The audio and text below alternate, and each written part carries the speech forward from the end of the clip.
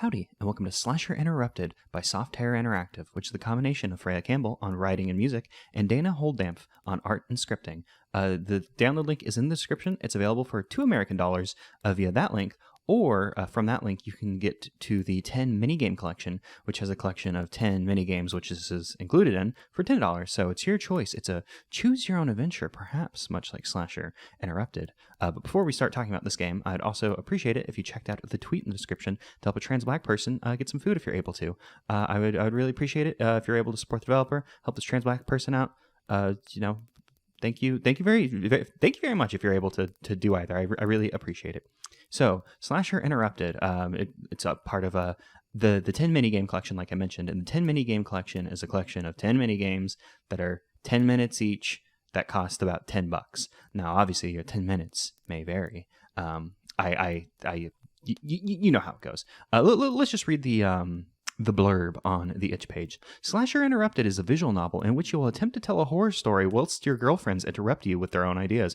Will you stick to a cohesive plot or try to please everyone's ideas at once, featuring 7,000 words of lighthearted campfire banter, a branching story with 27 ending combinations, pet a cat, kill multiple characters, get roasted for your messy plot choices? So we have to decide, do we care about our narrative or about our girlfriend's inputs? I guess we'll find out. Let's begin. Content warns mild drug use, swearing, description of a murder. If you would like to enter a different name, enter it here. The game will use she, her pronouns for you. We'll be Emily. We're playing as Emily here. Everything feels smothered in darkness. Oh, I had to fix my audio, sorry. Everything feels smothered in darkness. Just the faintest glow of the moon lighting up at the edges of shapes. Streetlights flicker and fail as you walk, and the sound of your footsteps echo in the silence. Your phone struggles to cling on to life as you use it to light your way, but as you reach the end of the road, the battery gives out. It takes a moment for your eyes to adjust, swaying on your feet, hesitating before soldering on. You see something out of the corner of your eye. Eek! It's a monster, Ellie. It's coming to get you. Stop it. You made me jump. Rosie laughs and retrieves her hand after making Ellie jump. Caroline smirks briefly, then waves a hand to shush them. Quiet, girls. Let Emily continue. I want to hear what happens. The three of them settle down, Rosie and Ellie on a blanket, and Caroline in the camp chair next to it. The campfire illuminates their faces, which, with flickering orange light, shadows stark and sinister on otherwise cheerful expressions. You clear your throat and continue where you left off. Okay, so you see something out of the corner of your eye. Whatever it is, you can't make it out before it disappears. Squinting at the darkness, you make your way down the street to the house. The wind whines through trees. Plaintive.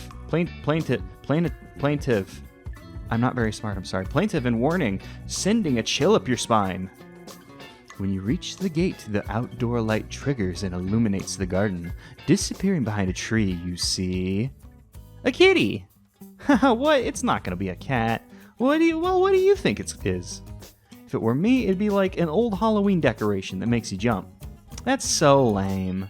You're both lame. Clearly, this is a horror story. She's going to say a wicked blade flashes in the dark or something. Ugh. It feels like the girls are trying to lead you towards 3 different stories. Click a character speech bubble to continue. Okay, so we have the cute one where it's a kitty. We get straight to the horror. I think we're gonna hold off on that one because the horror is about to come. We don't know how deep into the story they are, but it seems like it's the beginning.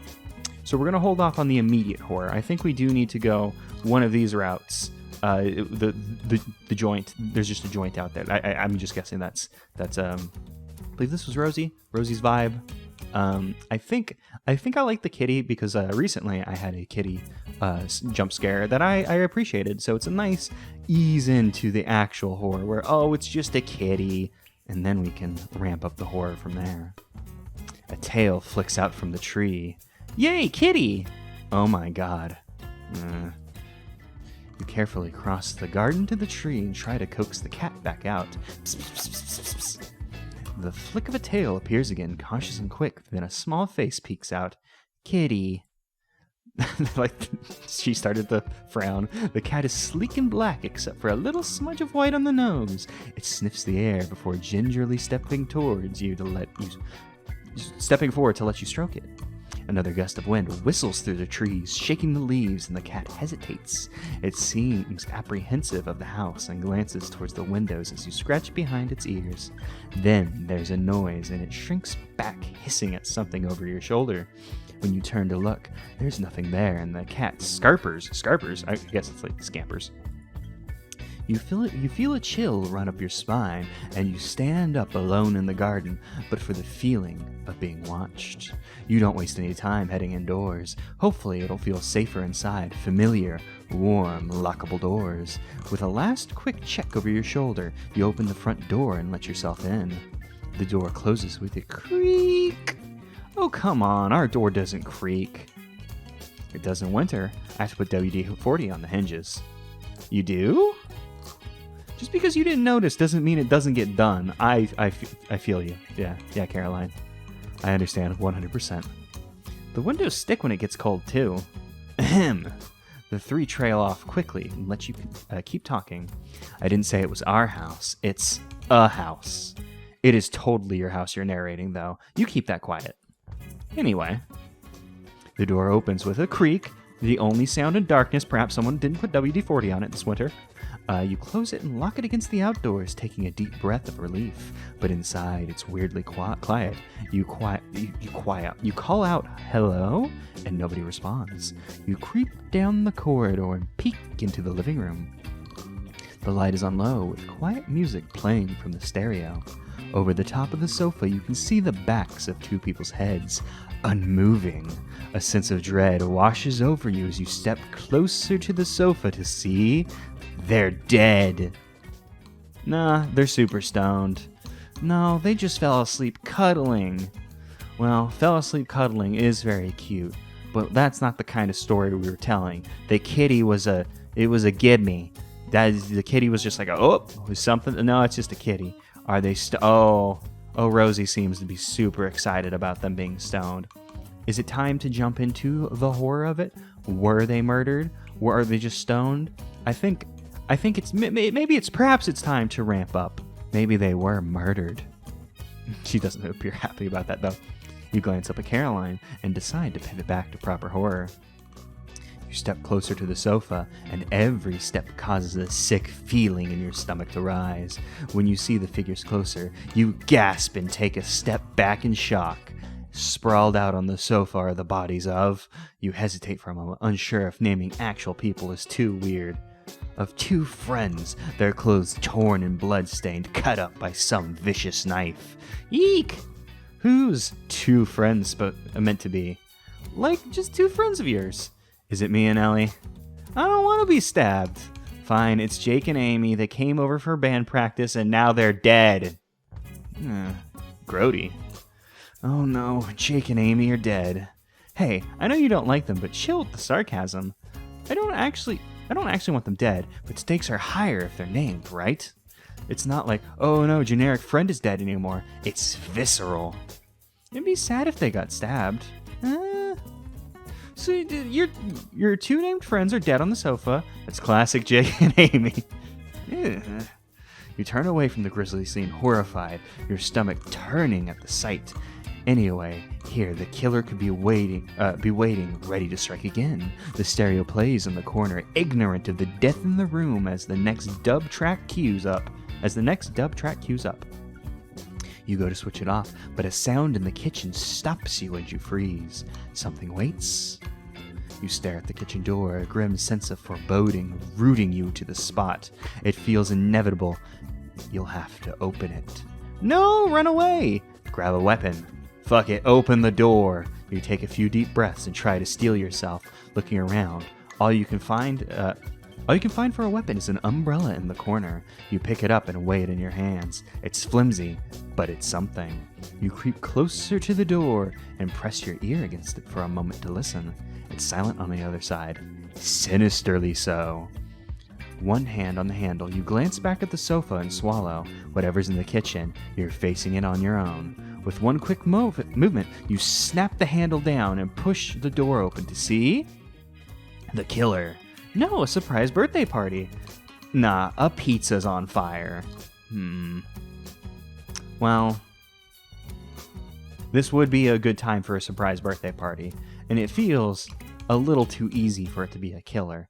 The flaming pizza, I'm not exactly sure how that fits into the story, but the others have gotten a turn, I suppose. So maybe we should have waited to bust out the horror. Perhaps we busted that out too soon. I mean, we don't. I could just say it's the killer, but the killer seems too easy. The birthday party seems like this is going to completely disarm it, although this could disarm it for a quick shift back into horror afterwards. But then also Rosie's not going to get a turn, so I guess there's a pizza on fire. Sure, why not? At the last minute, you chicken out from a different ending and go with Rosie's idea. Oh, this is the ending. Whoops.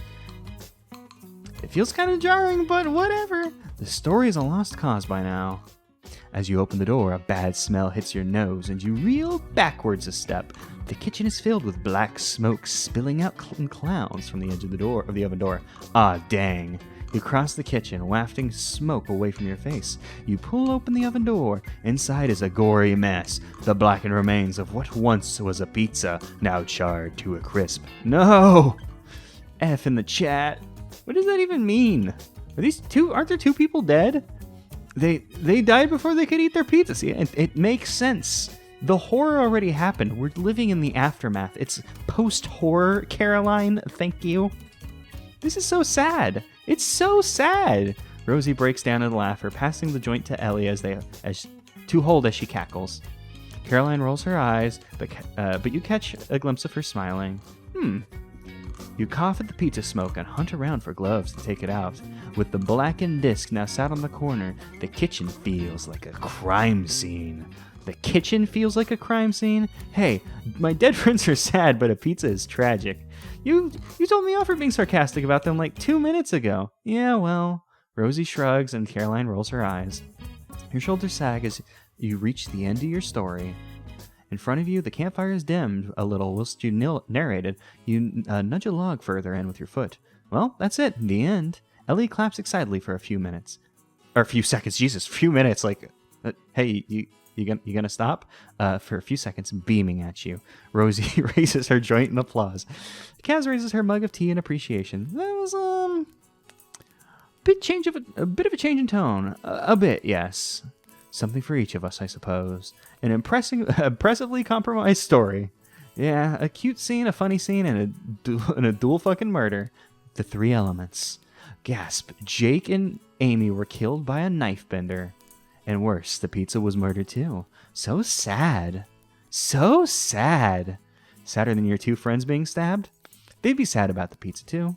Rosie blows out a breath and laughs briefly, stubbing her roach into the grass. I had to think about that for a moment.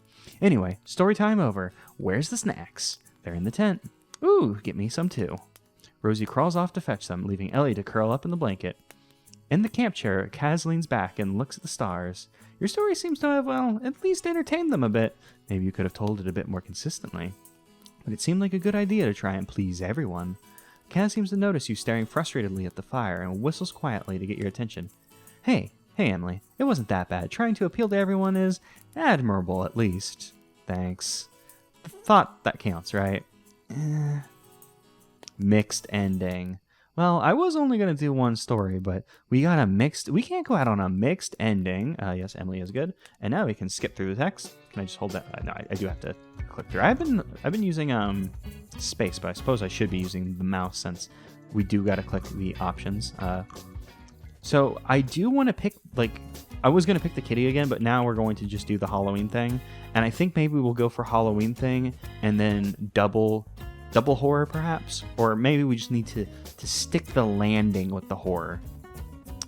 So like I don't want to go all one route because all one route seems boring to me. So we'll go with the Halloween decoration, and we'll think about where to go from here. A shape sways in the wind, dangling from a tree. The light catches the eyes of the plastic bones and wires. Yes. Facing you is a grinning face of a skeleton, hung up from the long month of October. It swings back and forth gently in the wind, arms rattling quietly as the joints click. For a plastic corpse, it's unsettling at first, but then you spot something dangling from its mouth. Someone has taped a joint to its lower jaw. Whack, get it. You go to reach up for it and hear a noise behind you. It's a prank! You jump as a second skeleton, unseen, starts cackling at you. Oh no, 2 skeletons! The most frightening thing! The sound is cheap and tinny, coming from a tiny speaker. The distortion creepy and manic.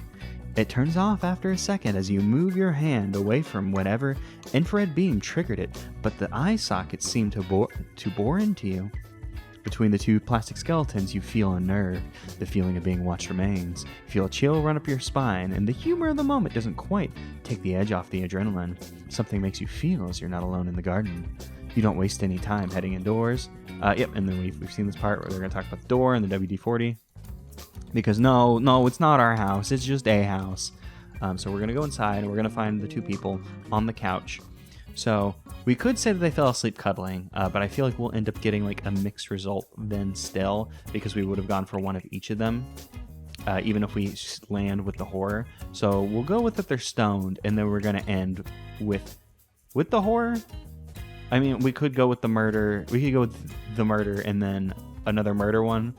Yeah, you know what? Let's go with the murder and then go with the... Well, we went with murder the first time. So let's have the end. It's just kind of a unnerving story until the killer appears. How about? You look at Rosie and play along with her ideas again. As you get closer to check the body, one of them groans. You spot a bong on the floor sat next to the sofa, and you realize the 2 prone shapes on the floor are Jake and Amy, 2 stoned to function. Hey, fucking, that's the life. If they stay on the sofa anyway. Rosie sparks up her own joint and laughs. You're not still mad, Kaz. Yes, it was only 3 weeks ago when your band friends come over and get trashed, and they can pass out. Oh, they can pass out in your room next time. Okay, I wasn't sure if there was more there. They weren't trashed. They were just stoned is all. Jake doesn't drink. They were passed out in my bed, naked. I don't care what it was from. I've done that too. Ellie, dear, you're different. I'm not mad at you. Do you want a toke? You'll be less mad. Ahem. The 3 of them look at you. Rosie rubs her cheeks sheepishly. Sorry, Emily. Jake and Amy are stoned on the sofa. Then what? You keep quiet so not to disturb them. Jake lifts a hand slightly, only registering your presence, then lets it flop back down. The quiet reggae playing only makes the room feel more still, like a film paused mid-scene. You think about turning the music off, but they're probably enjoying it, even if it's not to your taste. Heh. As you hesitate, you hear another noise behind you. Oh no. Oh yes, slasher time. A wet sound comes from the kitchen behind the closed door. The 2 on the sofa don't react, but that feeling you had outside is back. Like you're not alone. Stoned couple aside, it feels like there's something else. Whoops. Words in the wrong spot. In my brain, not the actual text. Something awaits. You stare at the kitchen door. Yep. So we're going to run away, grab a weapon. Yep. I thought that was going to be the option. At that point, I was going to be like, yeah, fuck it, open the door, of course. We had the killer, the surprise birthday party, or the pizza's on fire. So we could go for the killer. If we want to stick to this being a horror, we would pick that. Or we could go with the surprise birthday party and have it be... Well, I was going to say have it... I suppose if we wanted to go with the surprise birthday party, we probably should have gone with horror both times. And it would be like, I gotcha. So I suppose the only way to end this is with the killer. Well, it was always meant to be a horror, so you drag the story back to its original ending. Feels a bit... Okay, I think we're going to get another mixed ending. Perhaps it said there were 27 possible ending combinations, but maybe they are labeled like, like Ellie ending, Rosie ending, Caroline? They call her Kaz, so my brain is now confused because I'm very dumb. The Kaz ending, and then perhaps there's Emily doesn't get her own options, so we don't have the true path. Perhaps I'm not sure.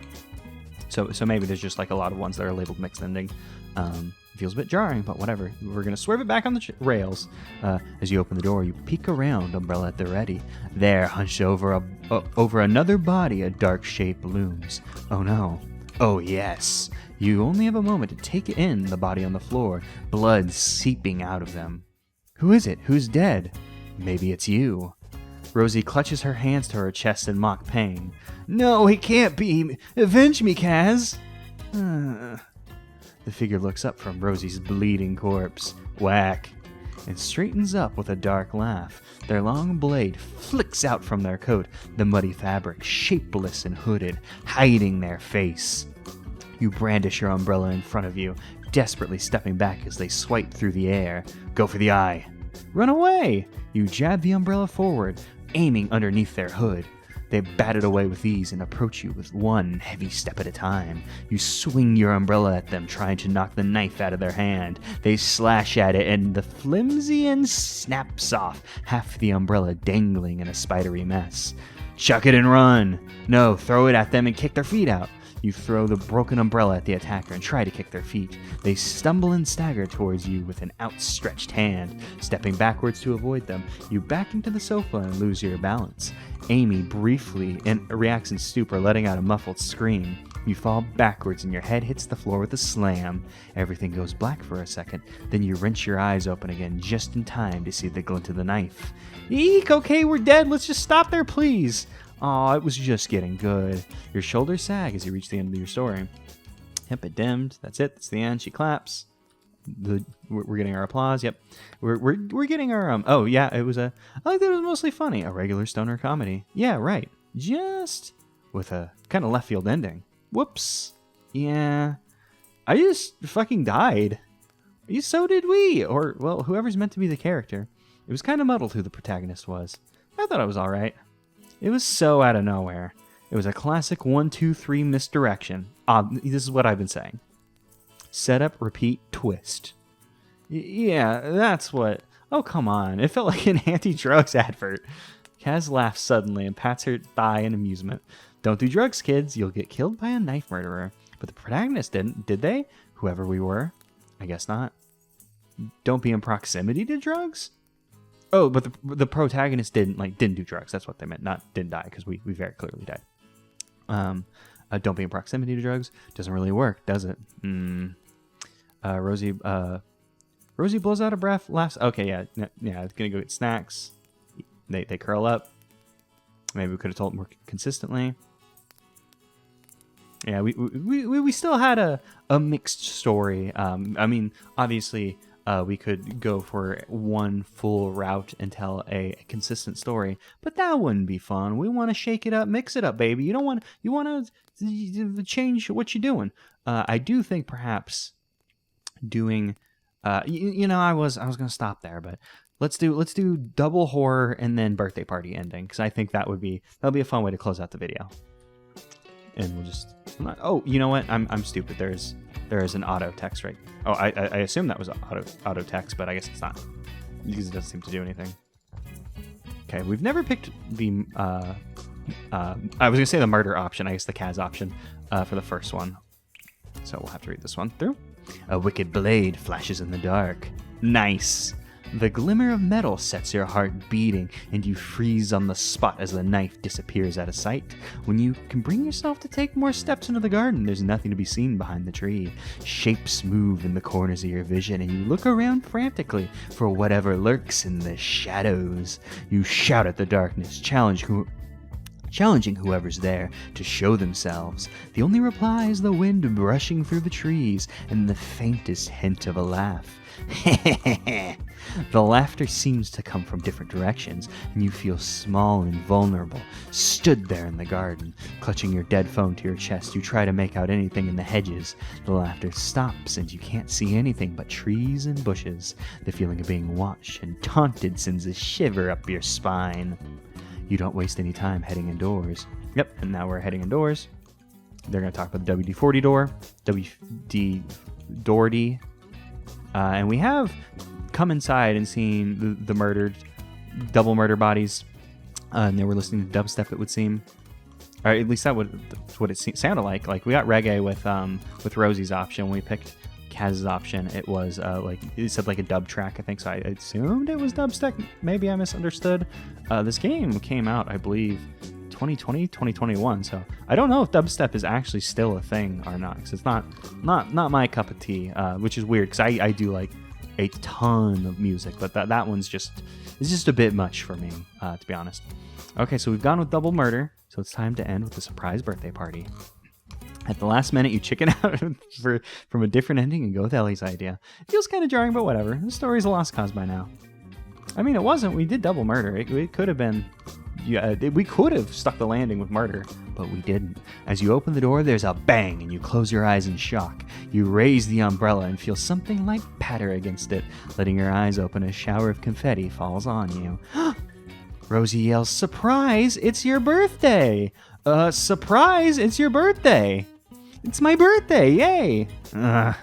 People are dead out there. You hesitate for a moment, keenly aware of how shambolic the story's getting. No. They were only pretending to be dead. This was part of the surprise. Part of the surprise party was like, uh-oh, there's a killer in the garden. And then, oh no, my friends whom we all like the equal amounts are dead. And then you go in the surprise birthday party. So then they walk in. We're like, we weren't actually dead. Ha ha.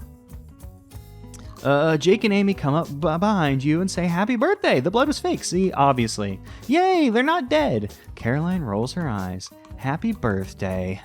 Ellie smiles and does a little wiggle whilst she sat on the blanket. Is there birthday cake? Yeah, there's a strawberry top cake, birthday cake for you. And you got presents too. You look imploringly at Rosie and Kaz to help you out. Yay, what have you got me? Rosie holds out her half-smoked joint. Here's your present, kiddo. Ellie doesn't miss a beat and takes it from her with a grin. Yay, thank you, Rosie. You're so kind.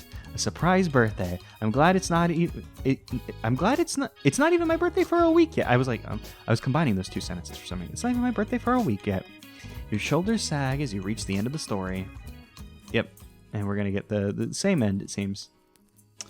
Yeah, a bit of change in tone. A bit of a change in tone. Yes, I liked most of it. Nearly a solid slasher narrative.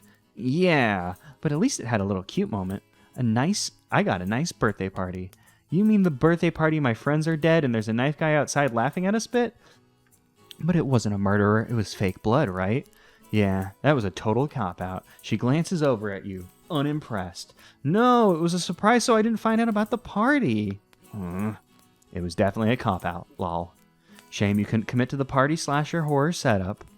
Or maybe it was a double bluff and the next slasher comes in for real. That'd be fun. No, that's not what it's gonna be. Don't make me worry about a slasher. That wasn't the story, right? No, the murderers were pretend. Nobody looks impressed at that compromise. Yep. Now they're gonna go get snacks. We're gonna be told that we compromised and, it was admirable. So another mixed ending. So there are 27 ending combinations. We've seen 3. Sorry, hurt my teeth whistle sometimes. I'm never sure if that's going to get picked up by the microphone. I had to think about what the thing in front of me is called. It's called a microphone. Surprise. This is really cute. I like this. I imagine you could stick to a full story. I can't bring myself to do it because I feel the story should change. I feel like we came up with a pretty solid one there with the birthday surprise twist. I feel like that was a pretty solid story. Obviously not really horror. It's like one of those like gotcha horrors where it's not actually horror because we were like being scary the entire time and then has a nice ending. Whereas, the first one was just kind of a mess. Ending with the pizza is probably just the wrong answer. But, the double stoner thing and then getting to the murder, that's, it's like you slow build in the story and then like, murder. So I got, this is my, my lecture on storytelling using someone else's property. Oh my god, saying property sounds wrong. Using someone else's game as the thing. This is my jumping off board for my storytelling lecture. No, this game was very cute and I liked it. I'd be interested in seeing some more combinations, but I feel very satisfied with what we've seen here. So that was Slasher Interrupted by SOFTERROR Interactive. Probably should check out some of their other games because they do have others.